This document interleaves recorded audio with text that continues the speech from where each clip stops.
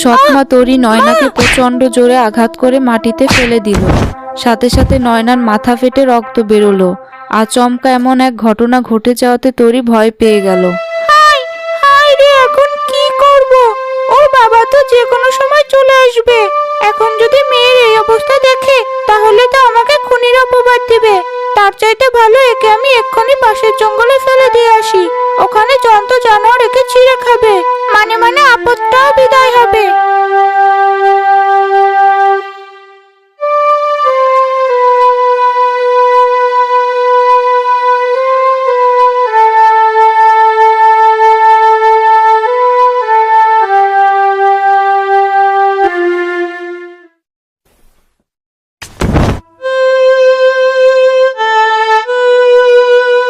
সন্ধ্যাবেলা রহিম তার ব্যবসা থেকে বাড়িতে ফিরে নয়নাকে দেখতে না পেয়ে তরিকে জিজ্ঞাসা করলো, গো, আমার মেয়ে কোথায়? কিছুতেই বুঝতে পারছি না গো। সকালবেলা দুই ভাই বোনকে আমি উঠানে বসে খেলতে দেখেছিলাম। কিছুক্ষণের জন্য কাজ করতে ভিতরে যেতেই হঠাৎ এসে দেখি নয়না উধাও। জামাল একাই বসে আছে। পরে ছেলেকে জিজ্ঞেস করাতে সে বলল তার দিদি কোথায় যেন চলে গেছে, কাউকে কিছু না বলে। মানে কি বলছো তুমি এসব? আমার মেয়ে কোথায় চলে যাবে? আমি কি করে বলবো বলো? তোমার এমন উঠতি বয়সী মেয়ে, আমি কি জানি সে কোথায় কি করছে না করছে। খবরদার, আমার মেয়ের দিকে নোংরা আঙ্গুল তুলবে না। আমি আমার মেয়েকে খুঁজে বার করব। আর তাছাড়া তোমার কথায় আমি কোনো সত্যতা খুঁজে পাচ্ছি না।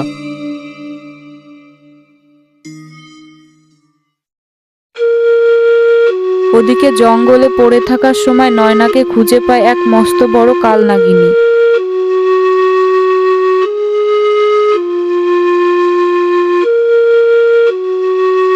ওমা, এখানে যে দেখছি একটা মেয়ে পড়ে আছে। ইস, কি ফুটফুটে দেখতে। কার না কার বাড়ির মেয়ে এমন মমর্ষ অবস্থায় পড়ে আছে। আমারও কি এক্ষুনি এখান থেকে সরাতে হবে, না হলে আশেপাশের বিষাক্ত সাপ ওকে খুপলে খুপলে খাবে।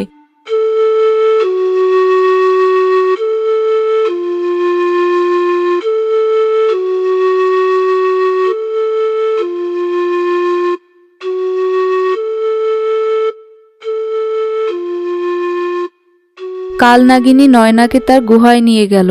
সেখানে এসে নিষ্ঠার সাথে নয়নার সেবা করল। এক সময় নয়নার জ্ঞান ফিরল।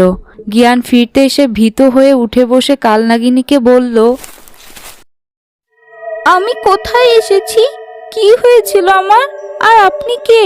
আপনাকে তো দেখে মনে হচ্ছে আপনি কালনাগিনী। দয়া করে আমাকে কোনো ক্ষতি করবেন না। ভয় পেও না মেয়ে, তুমি জঙ্গলে রক্তাক্ত অবস্থায় অজ্ঞান হয়ে পড়েছিলে। আমি তোমাকে ওখানকার বিষাক্ত জন্তুদের হাত থেকে রক্ষা করে আমার গুহায় নিয়ে এসেছি। আমি তোমার কোনো ক্ষতি করব না, তুমি ভয় পেও না।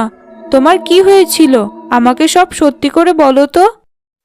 নয়না তখন কাঁদতে কাঁদতে তার দুঃখের কথা খুলে বলল। সবটা শুনে কালনাগিনী তার মাথায় হাত বুলিয়ে বলল, তোমার দুঃখ আমি বুঝতে পারছি, কিন্তু আমি তোমায় কথা দিচ্ছি আমি তোমার কোনো ক্ষতি করব না, বরং যে কোনো বিপদ থেকে আমি তোমাকে রক্ষা করব। তুমি খুব ভালো গো, তোমাকে আমি মা বলে ডাকি। মা? কিন্তু আমি তো একটা সাপ। তাতে কি হয়েছে? তুমি তো সাপ হয়ে আমার মতো মানুষের সন্তানকে কত আদর স্নেহ দিয়ে সুস্থ করে তুললে। আমি তোমাকে মা বলেই ডাকবো, আমায় বাধা দিও না। কালনাগিনী নয়নাকে বাধা দিল না। তার ভেতরে কমল হৃদয় তাকে কালনাগিনী থেকে নয়নার নাগিনমা করে তুলল। এদিকে রহিম তার মেয়েকে খুঁজতে খুঁজতে প্রায় দিশেহারা হয়ে পড়ল, কিন্তু কোথাও নয়নাকে খুঁজে পেল না। প্রায় কিছুদিন পর নয়না সেই কালনাগিনীকে নিয়ে তার বাড়ি ফিরে গেল।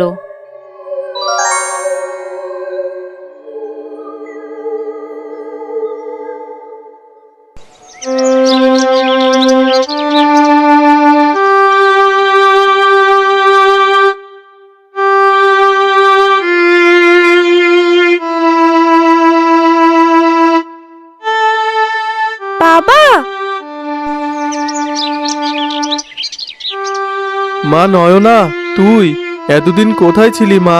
এই বাবাটা কত পাগলের মতো তোকে পুরো গ্রাম খুঁজে বেরিয়েছে, তুই জানিস?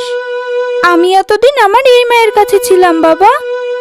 মায়ের কাছে ছিলি মানে? কি বলছিস তুই? কিছুই তো বুঝতে পারছি না মা। আমি তোমাকে সবটা খুলে বলছি, তোমার দ্বিতীয় বউ তোমার মেয়েকে অর্ধমৃত অবস্থায় জঙ্গলে ফেলে রেখে চলে এসেছিল। সেখান থেকেই মেয়েটিকে আমি উদ্ধার করে লালন পালন করেছি। কি বললেন আপনি? তার মানে আমার সন্দেহ সঠিক। আমার তখনই ওই মহিলার কথা শুনে খটকা লেগেছিল। তরি, তরি, এক্ষুনি বাইরে এসো।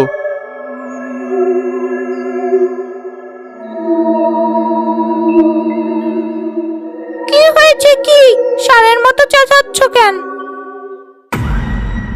এ কি, তুই এখানে? তুই এখনো বেঁচে আছিস? কি, খুব অবাক হচ্ছিস তাই না? মেয়েটাকে প্রাণে মেরে ফেলতে পারিসনি বলে হতচ্ছাড়ি। তোকে আমি বিশ্বাস করে আমার মেয়ের দায়িত্ব দিয়েছিলাম, আর তুই আমার মেয়ের এত বড় সর্বনাশ করতে চেয়েছিলি। ওগো, ওগো, তুমি আমার কথা শোনো। এই বলে রহিম তরির চুলের মুঠে ধরে তাকে মারতে শুরু করলো। কিন্তু নয়নার খুব কষ্ট হয় এমন দৃশ্য দেখে। সে তার বাবাকে থামিয়ে বলে, থামো, তোমার দুটো পায়ে পড়ি, মাকে এভাবে মেরো না। মানছি মা ভুল করে ফেলেছে, কিন্তু তার মানে এই নয় যে তাকে তুমি এভাবে মেরে সবার সামনে অপমান করবে। কেউ ভুল করলে তাকে ক্ষমা করে দিতে হয়। আমার সাথে অন্যায় হয়েছে, কিন্তু আমি তো মাকে ক্ষমা করে দিয়েছি। তুমিও মাকে ক্ষমা করে দাও বাবা। কি বলছিস রে মা? এই মহিলা তোর প্রাণ কেড়ে নিতে চেয়েছিল, আর তুই কিনা একে ক্ষমা করে দিচ্ছিস? মানুষের সবচাইতে বড় গুণ তার ক্ষমা করার গুণ। আমি ক্ষমা করে দিয়েছি। বাবা, তুমিও ক্ষমা করে নিজের মাহাত্ম্য প্রকাশ করো। মারে, তোর সাথে আমি এত বড় অন্যায় করলাম, তবুও তুই আমায় ক্ষমা করে দিচ্ছিস রে মা। আমি তোর কাছে সারা জীবন কৃতজ্ঞ থাকবো। তোকে আমি বুকে করে আগলে রাখবো, আর কোনোদিন আমি তোর সাথে এমন কাজ করব না। আপনার কাছে আমি সারা জীবনের জন্য ঋণী হয়ে রইলাম। আপনি আমার মেয়েকে নতুন জীবন দান করেছেন। আপনার মেয়ে এখন আমারও মেয়ে, এখন আমিও তার মা।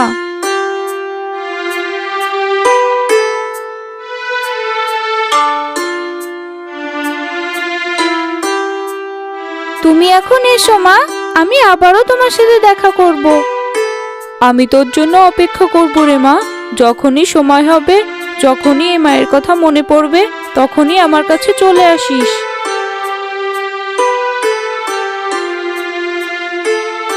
এই বলে কালনাগিনী সেখান থেকে চলে গেল।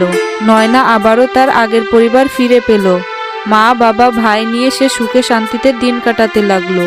কিন্তু এত কিছুর পরেও সে কখনো তার সেই নাগিন মাকে ভুলে গেল না। যখনই তার কালনাগিনীর কথা মনে পড়তো, সে তখনই তার কাছে ছুটে যেত, আর কালনাগিনীও তাকে নিজের মেয়ের মতো যত্নআত্তি করত।